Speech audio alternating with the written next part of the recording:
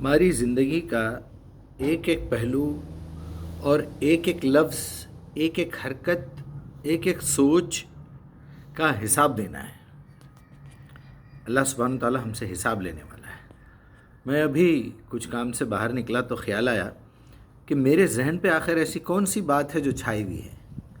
اکثر لوگ بس پیسوں کے بارے میں سوچتے رہتے ہیں، بڑا ٹینشن لیتے ہیں کہ یہ مہینے کے کرایہ دینا ہے یا انسٹالمنٹ بھرنا ہے یا فلاں ہے، یا بڑے آدمی ہیں تو لیبرز کی سیلری دینا ہے۔ ان کے ذہن پہ صرف ایک ہی بات ہوتی ہے کہ پیسہ آئے کہاں سے۔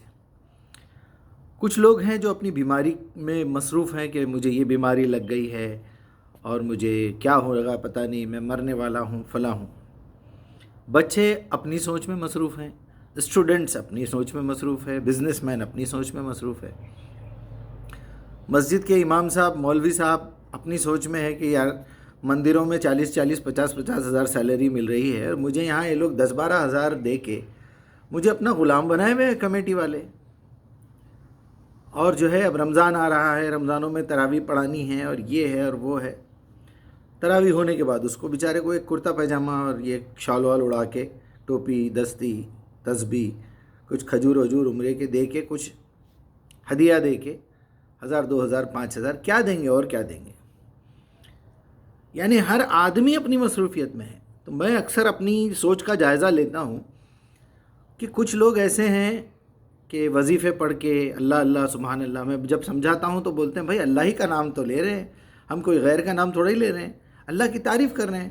تو ایسے تعریف کرنے والے بہت سارے ہیں، ہمارے ہندو بھائی ہیں جو بھگوان کو ایک کونے میں ایک تختے پہ لگا کے رکھ دیے ہیں، اس کے سامنے گھنٹی بجانا، اگربتی سلگانا، اس کی تعریفیں کرنا، اس کی بھکتی گانا اور یہ کرنا۔ ہمارے کرسچن بھائیوں میں بھی یہی ہے، وہاں جا کے اس کی تعریفیں کرنا۔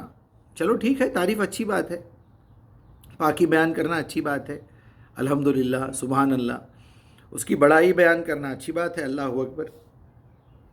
اس سے آگے کیا ہے؟ کیا اور کوئی کام نہیں ہے ہم لوگوں کو؟ کیا وہ ہمارا خالق مالک پروردگار نہیں ہے کہ وہ ہم کو ایک دن پوچھے گا کہ تم نے کیا کیا؟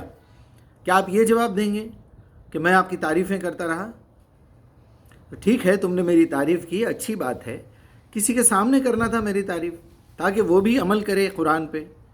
تم نے قرآن کے 3 الفاظ لے لیے، باقی کے الفاظ کا کیا کریں گے پھر؟ تو آپ کی جو سوچ ہے، جو ٹارگٹ ہے آپ کا، وہ بالکل ایم آپ کا بالکل کریکٹ ہونا چاہیے۔ وہ کیا ہے؟ وہ یہ ہے کہ دنیا سے برائی کو مٹانا ہے۔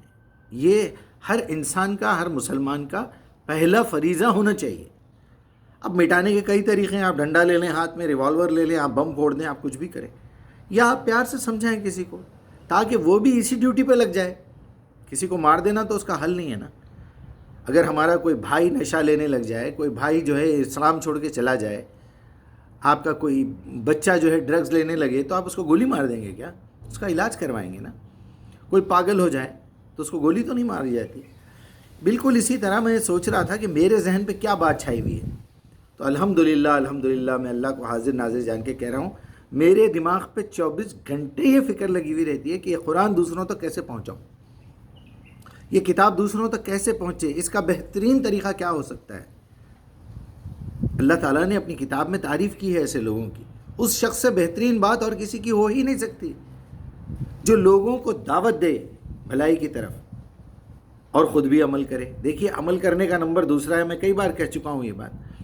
کچھ لوگ ہیں نمازیں پڑھ کے اپنی زندگی بولتے ہیں بھائی میں جو ہے مسجد جاتا ہوں، گھر آتا ہوں، اس کے علاوہ میرا کسی سے کوئی تعلق نہیں ہے، میرا 60-70 ہزار وظیفہ آ رہا ہے، یا بچے باہر سے بھیج رہے ہیں، یا میں اپنی دکان چلاتا ہوں، یا میں اپنا کام کرتا ہوں، کام بھلا گھر بھلا، مسجد بھلی گھر بھلا، میری فیملی کے علاوہ مجھے کسی سے کوئی مطلب نہیں ہے۔ کتنی گھٹیا اور کتنی ذلیل قسم کی بات ہے، آپ اندازہ کیجئے۔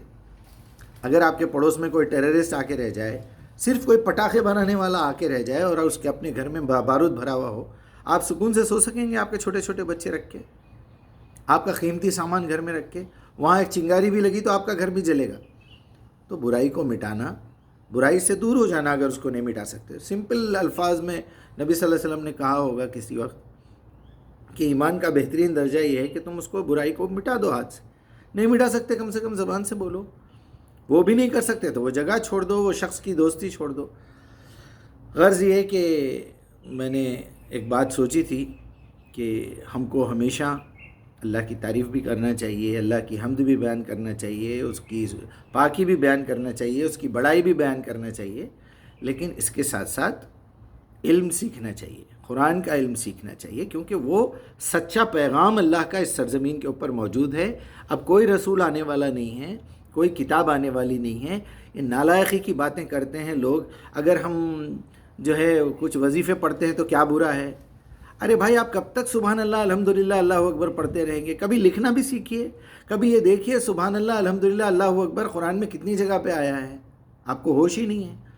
لوگ آپ کے سامنے خراب ہو رہے ہیں، لوگ آپ کے سامنے قرآن کو جلا رہے ہیں، آپ کے سامنے لوگوں کی بچیاں غیروں کے پاس جا رہی ہیں، کیا انتظار کریں گے کہ اپنے ساتھ بھی وہ ہو؟ اللہ تعالیٰ سے میں التجا کرتا ہوں کہ ہمارے لوگوں میں کم سے کم اتنی غور و فکر کی صلاحیت پیدا ہو۔ میں تو پکار کے تھک رہا ہوں، لیکن انشاءاللہ نہیں تھکوں گا۔